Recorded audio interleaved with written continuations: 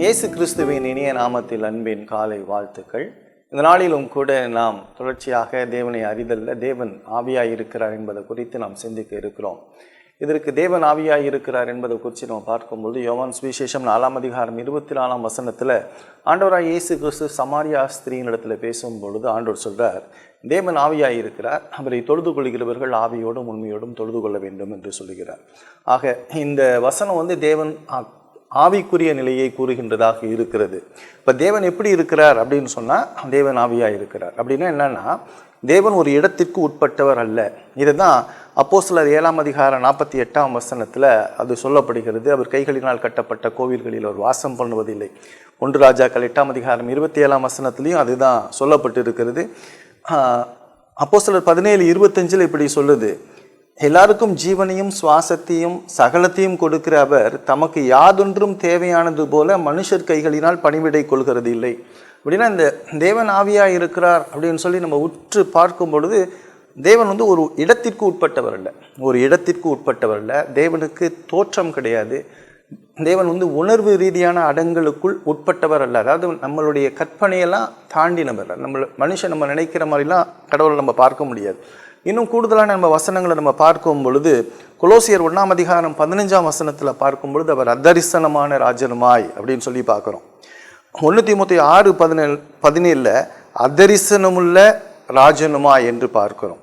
ஆக தேவன் பொருள் சார்ந்தவர் அல்ல, பொருள் சார்ந்த தன்மை கொண்டவரும் அல்ல. நம்ம கண் இருக்குது பார்த்தீங்களா, கண் பொருள் சார்ந்தது. அந்த கண்ணுனால பொருள் சார்ந்த உலகத்தில் இருக்கிறத நம்ம பார்க்க முடியும். ஆனால் தேவன் பொருள் சார்ந்தவர் அல்ல. ஆகவே இந்த கண்களினால் பொருள் சாராத தேவனை நம்ம பார்க்க முடியாது. ஆக தேவன் பொருள் சார்ந்தவர் அல்ல. ஆகவே இந்த பொருள் சார்ந்த கண்களினால் கடவுளை நாம் காண முடியாது.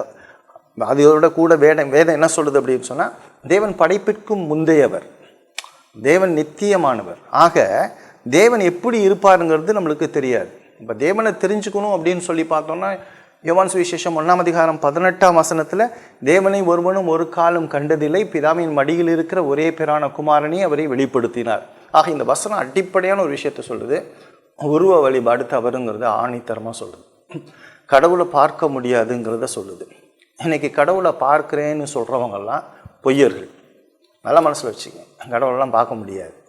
மனுஷனால் கடவுளை பார்க்கவே முடியாது. இன்றைக்கி நிறைய பேர் நான் போனேன், அவரை பார்த்தேன், அவர் மீட்டிங்கில் இருந்தார், அவர் கூட சாப்பிட்டேன், அவர் கூட குளித்தேன், இந்த பொய், இதெல்லாம் பொய் வண்டிகள் இவங்கெல்லாம்.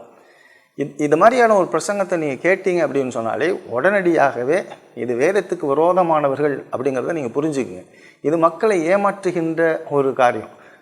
இந்த இப்படி ஆடுறது, அப்போ ஏதாவது இந்த வாய்ஸ் மாடுலேஷன் பண்ணி பேசுகிறது, இதெல்லாம் போலித்தனமான ஒரு விஷயம். சாதாரண ஒரு நார்மல் ஹியூமன் பீயிங்காக கர்த்தரை குறித்து நம்ம சொல்ல வேண்டியது நம்மளுடைய வேலை. ஆக கடவுள் ஆவியாக இருக்கிறார். அவர் நம்மளோட பொருள் சார்ந்த கண்ணுனால் கடவுளை பார்க்க முடியாது. ஆக உருவ வழிபாடு கிடையாது. மேலும் வேதம் ரொம்ப தெளிவாக சொல்லுது, அற்புதமான ஒரு விஷயத்தை சொல்லுது, கடவுள் நித்தியமானவர். ஆக நம்மளால் அந்த கடவுளை நம்மளால் என்ன செய்ய முடியாது, புரிஞ்சிக்கவே முடியாது. அவர் படைப்பிற்கு முந்தையவர். ஆக அவரை எதோடும் நம்ம ஒப்பிடப்படுத்தவே முடியாது. இப்படி இருப்பார் அப்படி இருப்பார் நம்மளாம் அந்த கற்பனையில் இப்படி இருக்கலாம், அந்த பேச்சுக்கே இடம் கிடையாது. அப்போ கடவுளை அறிஞ்சுக்கணும் அப்படின்னு சொன்னால் ஒரே ஒரு வழி, தேவன் வெளிப்படுத்தி நமக்கு கையில் கொடுத்த வேதத்தின் மூலமாக தான் அறிய முடியும். அந்த வேதத்தை வாசித்து அவர் நமக்கு பரிசுத்த ஆவியை நம்ம இருதயத்தில் கிரியை செய்து நமக்கு மறுபிறப்பை கொடுத்து நம்மளுக்கு கடவுளை அறிதலை வேதத்தின் மூலமாக கிறிஸ்துவின் மூலமாக பரிசுத்த ஆவியான உதவியோடு தான் நம்ம கடவுளை அறிய முடியும். ஆக தேவன் ஆவியாக இருக்கிறார். இது ஒரு பெரிய டீட்டெயில்டு சப்ஜெக்ட். ஷார்ட் மெசேஜுங்கிறதுனால சுருக்கமாக சொல்கிறோம். ஆக தேவன் ஆவியாக இருக்கிறார். அவரை பொருள் சார்ந்த கண்ணுனால் பார்க்க முடியாது. தேவனை ஒருவனும் ஒரு காலம் கண்டதில்லை. உருவ வழிபாடு தவறு. தேவனை வேதத்தின் மூலமாக மட்டுமே அறிய முடியும். அது இயேசு கிறிஸ்துவின் மூலமாக. அதற்கு நீங்கள் மறுபடியும் பிறக்க வேண்டும். அதற்கு நீங்கள் உங்களை பாவிகள் என்று உணர்ந்து மனம் திரும்பி இயேசு கிறிஸ்துவை விசுவாசிக்க வேண்டும். இந்த காலை நேரத்தில் இப்படிப்பட்ட கிருபைகளை கர்த்தர் உங்களுக்கு கொடுத்து உங்களை ஆசீர்வதிப்பாராக. ஆமென்.